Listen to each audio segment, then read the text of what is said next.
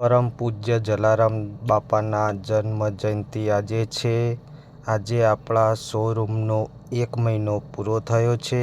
આ ઓફર ચાલુ છે. 15 કસ્ટમર થઈ ગયા છે. 5 ખૂટે છે.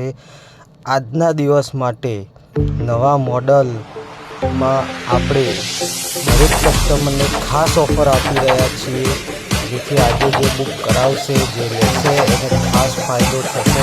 પછી ભાઈ થાય આ ધ્યાન રાખો.